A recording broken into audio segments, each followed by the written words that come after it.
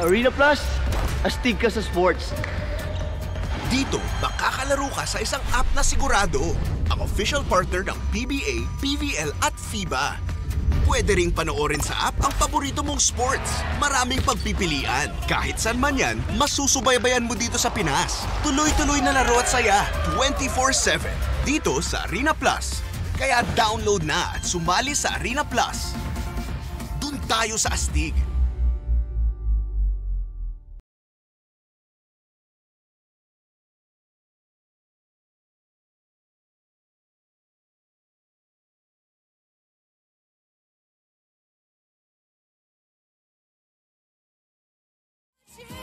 Energy FM. Hi, Bangga. Pajuchu.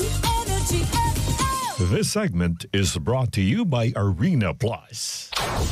Energy FM. Traffic. Ay! Sandali lang. Nauna yung preno. Oo, sorry na. Good morning, Panggang Driver! Kamusta ka naman dyan? Oras natin sa mga kapaloan. Check your time. 8:28 na po ng nagmamagandang umaga. Siyempre naman, silipin na po muna natin ang daloy ng trapiko. Araw na ito ng April 25. It's a Thursday today, Panggang Driver. Puntahan na po muna natin ang area ng EDSA, southbound lane. Okay, sa lahat po ha, mga umaaribat kumikambot na po, dyan po sa area ng Balintawak. Ang sabi po ng MMDA, talaga naman pong medyo mabagal lang po ang mararamdaman po natin dyan sa area na yan. Pero pagdating mo naman ng Fernando Po Jr. Avenue all the way to Quezon City Academy, ay talaga naman pong, ayan, medyo dyan na po talaga magbabumper to bumper na po ang mga Panggang drivers natin dyan, okay? Pero dyan naman po sa Camias, sa Bay Cubao area, ganun din po, mabagal din po all the way to Shaw Boulevard. Pag-ahon mo naman ng Boni, slow moving din po all the way to Buendia hanggang ikaw po ay makarating na po ng Ayala area. Taft Avenue, ayan, medyo mabilis na po kumpara po dun sa mga nasabi ko pong areas, pero makaka-experience ka pa rin ng konting pagbabagal, okay? EDSA northbound lane naman po tayo, Panggang Driver. Hello! Sa mga poging-poging nandyan po ngayon sa Rojas Boulevard all the way to Taft Avenue. Mabagal na po ang daloy ng mga sasakyan sa area na yan. Ayala hanggang sa Kalayaan po. Ganun din po, moderate po ang takbo ng mga Panggang drivers natin dyan. Samantala naman po kung kayo po ay manggagaling naman po sa area ng Cloverleaf, Guadalupe hanggang sa Guadix sa Shaw. Ay talaga naman po, ganun din, medyo mabagal na medyo mabilis. O pili ka na lang doon. Moderate po ang takbo ng mga sasakyan dyan po sa Guadix sa Shaw. White Plains all the way to Cubao, Camias. Talaga naman po medyo may pagbabagal din po tayong may experience dyan. Intersection ng Quezon Avenue, ganun din po medyo mabilis, pero meron ka mga spots na mababagal po ng kaunti. Okay, Panggang Driver, wag ka nang mainis, hindi ka ipis. North Avenue, all the way to Quezon City Academy, ay talaga naman pong dyan po sa U-turn ha. Medyo mabagal po ang takbo ng mga sasakyan.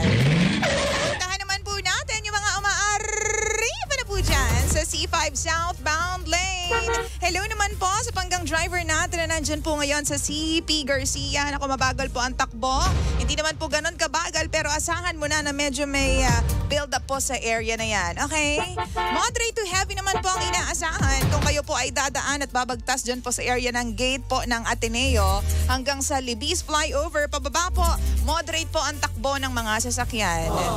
Kung ikaw naman po ay babagtas sa Green Meadows, ganun din po medyo may areas po na medyo masikip po ang daloy ng mga sasakyan, pero makakalusot ka pa rin naman. Moving naman po, Panggang Driver. Siyempre naman, medyo bibigat po ang daloy ng mga motorista kapag ikaw po ay nagawin na dyan sa Ortigas flyover. Paakyat po ha. Tapos kung ikaw po ay darating at makakarating po dyan sa market. Mabagal po kasi yung takbo ngayong oras na to. Okay? Samantala, McKinley Road ay talaga naman pong moderate to heavy din po ang mga sasakyan dyan. Palabas po ng SLEX, ganun din po. Naku, slow moving na po dahil po mabigat din po ang traffic ngayon sa SLEX. Puntahan naman po natin, C5 northbound naman po tayo, Panggang Driver. Sa lahat po ng mga manggagaling dyan sa Central Signal, ay talaga naman pong may pagbigat po ng daloy ng mga sasakyan dahil sa volume po, Panggang Driver. Hanggang McKinley Road na na po yan ha. Camley Road naman po, ganun din po, mabagal na rin po hanggang sa Lanuza. Samantala, kung ikaw po ay dadaan po dyan sa Ortigas, yung pong split area ng Ortigas, mabagal na rin po ang daloy ng mga motorista po natin dyan.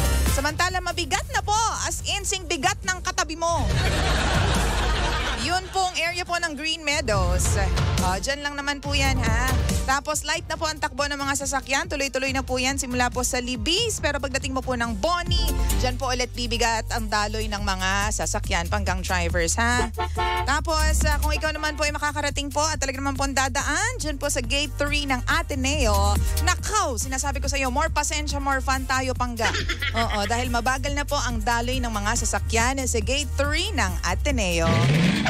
At dahil ngayon po ay Thursday, asahan mo na panggang driver. Thursday, wag po munang lalabas ang mga plate number na nagtatapos sa 7 and 8. Once again, 7 and 8 because it's a Thursday today. 7 a.m. to 10 a.m. Tapos alas 5 po ng hapon hanggang alas 10. Ay, di pala alas 10. Oo, wag. Hoy, hindi ka mag-iiba ng oras. Alas 5 ng hapon hanggang alas 8 ng gabi. Energy FM. Energy FM. Traffic Update. This segment was brought to you by Arena Plus. Wait, hubby.